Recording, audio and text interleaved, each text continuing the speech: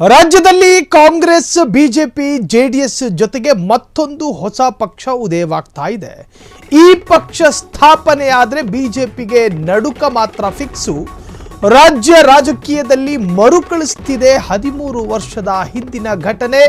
ಹೊಸ ಪಕ್ಷ ಸ್ಥಾಪನೆ ಮಾಡಿದ್ರೆ ಇಡೀ ಉತ್ತರ ಕರ್ನಾಟಕದ ಬೆಂಬಲ ಮಾತ್ರ ಫಿಕ್ಸು. ಹೊಸ ಪಕ್ಷ ಸ್ಥಾಪನೆ ಮಾಡ್ತಿರೋದು ಯಾರು ಗೊತ್ತಾ? ಫ್ರೀಡಮ್ ಟಿವಿಯ ಮೆಗಾ ಎಕ್ಸ್ಕ್ಲೂಸಿವ್ ಆದಂತಹ ಸ್ಟೋರಿ ಇದು. ಹೊಸ ನೂತನ ಪಕ್ಷ ಸ್ಥಾಪನೆ ಮಾಡ್ತಿರೋರು ಯಾರು ಅನ್ನೋದು ಗೊತ್ತಾದ್ರೆ ನಿಜಕ್ಕೂ ಶಾಕ್ ಆಗ್ತೀರಿ. ಫ್ರೀಡಮ್ ಟಿವಿ ಎಕ್ಸ್ಕ್ಲೂಸಿವ್ ಸ್ಟೋರಿ ಇದು. ಹಾಗಾದ್ರೆ ರಾಜ್ಯದಲ್ಲಿ ನೂತನ ಹೊಸ ಪಕ್ಷ ಸ್ಥಾಪನೆ ಆಗುತ್ತೆ. ಹಾಗಾದ್ರೆ ಯಾವುದು ಆ ಹೊಸ ಪಕ್ಷ?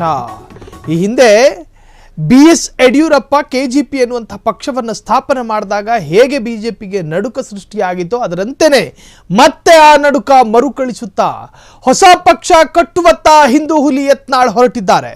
ಬಿಜೆಪಿಯಿಂದ ಕಿಕ್ಔಟ್ ಬೆನ್ನಲ್ಲೇ ಹೊಸ ಪಕ್ಷ ಸ್ಥಾಪನೆಯಾಗುತ್ತೆ. ಬಿಜೆಪಿಗೆ ಪಾಠ ಕಲಿಸಲು ಹೊಸ ಪಕ್ಷ ಕಟ್ಟೋ ಸಾಧ್ಯತೆ. 2028ರ ಚುನಾವಣೆಗೆ ಹೊಸ ಪಕ್ಷ ಸ್ಪರ್ಧೆ ಸಾಧ್ಯತೆ. KS ಈಶ್ವರಪ್ಪ ಮಾಜಿ ಉಪಮುಖ್ಯಮಂತ್ರಿ ಅವರು ಪಕ್ಷದಿಂದ ಉಚ್ಚಾಟನೆಗೆ ಒಳಪಟ್ಟಾಗ ಇದೇ ತರಹ ಮಾಡಿದ್ರು.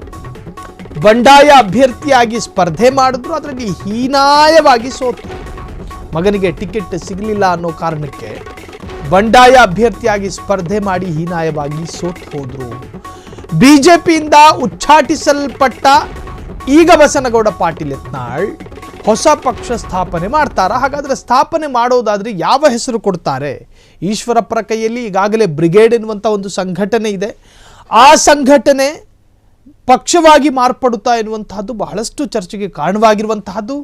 ಒಂದು ವೇಳೆ ಬಸನಗೌಡ ಪಾಟೀಲ್ ಯತ್ನಾಳ್ ಈ ತರಹದೊಂದು ಪಕ್ಷ ಕಟ್ಟಿದ್ರೆ ಉತ್ತರ ಕರ್ನಾಟಕದ ಭಾಗದ ಸಾಕಷ್ಟು ಜನರ ಬೆಂಬಲವೂ ಕೂಡ ವ್ಯಕ್ತವಾಗುತ್ತೆ. ಇನ್ನು ಉತ್ತರ ಕರ್ನಾಟಕದಲ್ಲಿ ಯಾವುದಾದ್ರೂ ಬಿಜೆಪಿ ಅಭ್ಯರ್ಥಿ ಸ್ಪರ್ಧೆ ಮಾಡಿದ್ರೆ ಅಲ್ಲಿ ಠೇವಣಿ ಕೂಡ ಸಿಗೋದಿಲ್ಲ. ಆ ಲೆವೆಲ್ಗೆ ಕುಸಿಯುವಂತಹದ್ದು ಬಿಜೆಪಿ. ಇಲ್ಲಿ ಯತ್ನಾಳ್ ಉಚ್ಚಾಟನೆ ಆಗಿರುವಂತಹದ್ದು ಯತ್ನಾಳಿಗೂ ನಷ್ಟ, ಜೊತೆಗೆ ಬಿಜೆಪಿಗೂ ಕೂಡ ನಷ್ಟ. ಶೀಘ್ರದಲ್ಲೇ ಸಮುದಾಯದ ನಾಯಕರ ಜೊತೆ ಚರ್ಚೆ ಮಾಡಿ ನಿರ್ಧಾರವನ್ನು ತೆಗೆದುಕೊಳ್ಳೋದ್ರಲ್ಲಿ ಯತ್ನಾಳ್ ಈಗ ಸಕ್ರಿಯರಾಗಿದ್ದಾರೆ. ಹೊಸ ಪಕ್ಷ ಕಟ್ಟುವತ್ತ ಹಿಂದೂ ಹುಲಿ ಯತ್ನಾಳ್ ಪ್ರಯತ್ನಗಳನ್ನು ಮಾಡ್ತಾ ಇದ್ದಾರೆ. ಬಿಜೆಪಿಯಿಂದ ಕಿಕ್ಔಟ್ ಬೆನ್ನಲ್ಲೇ ಹೊಸ ಪಕ್ಷ ಸ್ಥಾಪನೆ. ನಿಮಗೆ ಗೊತ್ತಿರ್ಬೋದು, BS ಯಡಿಯೂರಪ್ಪ ಮತ್ತು ಶೋಭಾ ಕರಂದ್ಲಾಜೆ ಒಟ್ಟೊಟ್ಟಿಗೆ ಪಕ್ಷವನ್ನು ತೊರೆದರು. ಪಕ್ಷದಕ್ಕೆ ಸಾಕಷ್ಟು ಕಾರಣಗಳನ್ನು ಇಟ್ಟುಕೊಂಡು ಅವರು ಪಕ್ಷದಿಂದ ಹೊರಬಂದರು. KGP ಎನ್ನುವಂಥ ಪಕ್ಷವನ್ನು ಕಟ್ಟಿದ್ರು.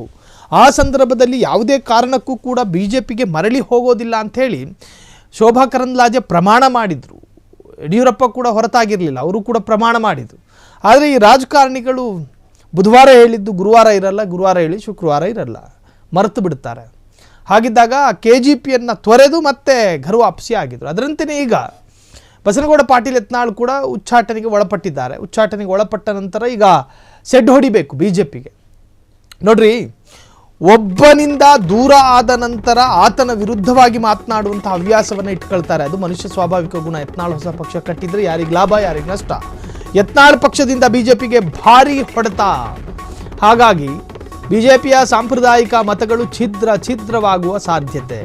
ಈಗಿನ ಜನರೇಷನ್ ಬೇಕಾಗಿರೋದೇನು? ಈಗಿನ ಜನರೇಷನ್ಗೆ ಒಂದು ಧರ್ಮದ ವಿರುದ್ಧ ಮಾತನಾಡೋದು, ಒಂದು ಆರಾಧನಾ ಕೇಂದ್ರದ ವಿರುದ್ಧ ಮಾತನಾಡೋದು, ಅದರಲ್ಲೇ ಫೇಮಸ್ ಆಗಿರುವಂಥ ಯತ್ನಾಳ್ ಬಾಯಿ ಎತ್ತಿದ್ರೆ ಕೋಮುವಾದ ಮಾತಾಡ್ತಾರೆ.